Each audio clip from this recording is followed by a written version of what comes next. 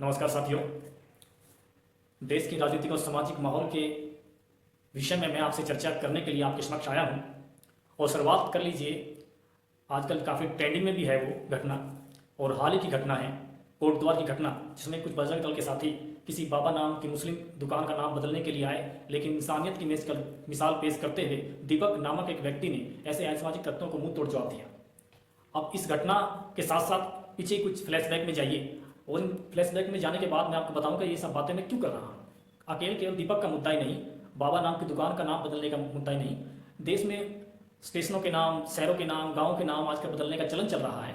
और इसी शौक को बनाने के लिए कुछ गैर समाज तत्व भी निकल पड़ते हैं, जिसकी कोटद्वार में जो अभी प्रकरण हुआ आप उससे वाकिफ ही हैं। इससे पहले चले जाइए आप, हम बात कर ले कुलदीप सेंगर की।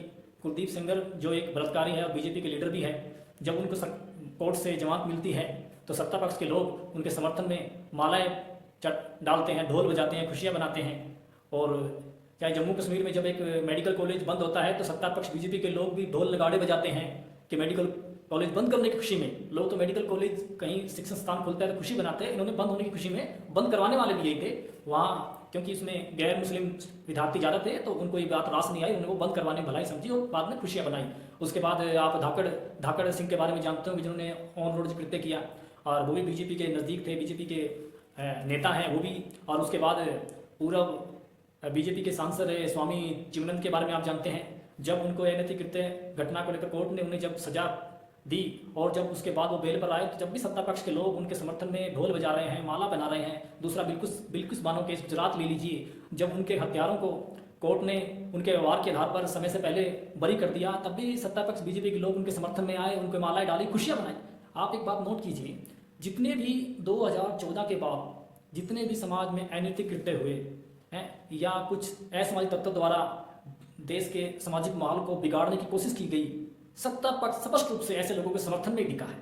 चाहे हरियाणा में मेवात के अंदर जब रामनवमी के बहाने कुछ शरारती तत्वों ने वहाँ के माहौल को बिगाड़ने की कोशिश करी, तब भी सत्ता पक्ष उनके समर्थन में दिखी थी। तमाम तरह के अनैतिक गैर सामाजिक तत्वों के समर्थन में सरकार आपको स्पष्ट रूप से समर्थन में दिखती है।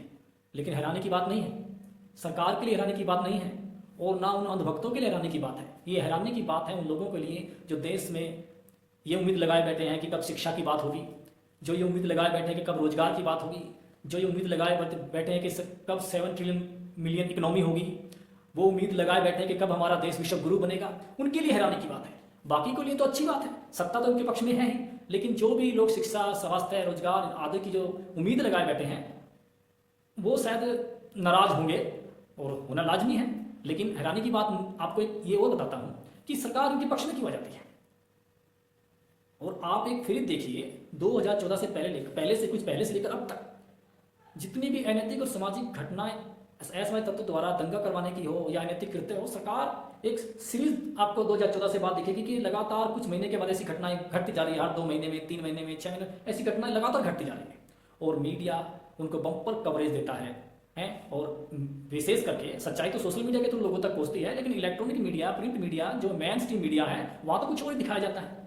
अब आप इस सीरीज को देखिए तो ऐसे सामाजिक अनैतिक घटनाएं पूरी सीरीज से हो रही है, और सरकार हर ऐसा व्यक्ति जो दंगा करवाता है या अनैतिक कृत्य करता है उनके पक्ष में हो जाती है। अब आप सोचेंगे सरकार ऐसा क्यों करेगी, क्यों पक्ष में होगी?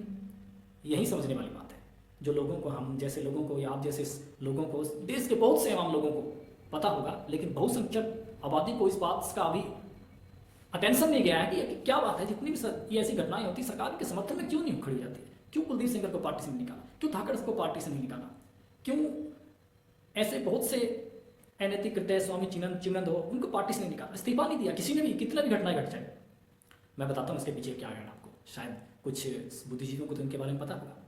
दरअसल बीजेपी जो आरएसएस संचालित है, ये देश में केवल राजनीतिक सत्ता पाने के लिए नहीं है। कुछ लोगों को बहम है कि बस इनका दौर भी चला जाएगा, 5, 10, 15, 20 साल रह लेंगे, उसके बाद को और आ जाएगा, पहले भी आए हैं चले जाएंगे, ऐसी गलतफहमियाँ पाले भी लोग बैठे हैं।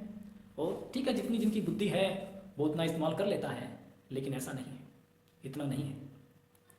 अभी तक 2014 से पहले और आज़ादी से लेकर जितनी भी राजनीतिक पार्टियां सत्ता में रही, आप गौर कीजिएगा, बेशक भ्रष्टाचार किया होगा, बेशक उनसे महंगाई पे लगाम नहीं लगी होगी, लेकिन वे ऐसे अनैतिक असामाजिक तत्वों से समर्थन में बसती थी। अगर उनकी पार्टी का साथी को कर भी देता था तो उन्हें इस्तीफा देकर पार्टी से बाहर भी कर देती। लेकिन 2014 के बाद जो सत्ता में है बीजेपी, वो ऐसा नहीं कर रही है। वो क्यों नहीं कर रही है? क्या उन्हें मालूम होता है कि हमारे जो नेता है या हमारे जो मतलब बीजेपी के सदस्य हैं, क्या वो सही है या गलत है, तो उन्हें बाहर क्यों नहीं किया गया? इसके कारण था 2014 से पहले जितनी राजनीतिक पार्टी की सत्ता सरकार में रही, वो किसी विचारधारा के इतने कट्टर समर्थक नहीं रहे। वो केवल अपनी राजनीतिक और व्यवस्था, जो राजनीतिक व्यवस्था थे, उसका ही इस्तेमाल अपनी सत्ता पाने के लिए करते थे और अपनी राजनीति रोटियां सेकते थे। लेकिन 2014 के बाद ऐसा नहीं है। बीजेपी न केवल राजनीतिक सत्ता बल्कि सामाजिक व्यवस्था को भी अपने हिसाब से चलाने की कोशिश कर रही है। वो कोशिश क्या है? वो कोशिश संविधान के दायरे में नहीं, वो कोशिश हो रही है मनुस्मृति के दायरे में रहकर। मनुस्मृति को आपको इस पे फिर कभी आपसे रूबरू होंगे कि मनुस्मृति में ऐसा क्या है जो सरकार इसको लेकर और इस आइडियोलॉजी को लेकर आगे बढ़ रही है। मनुस्मृति के हिसाब से इस देश को चलाना चाहती है।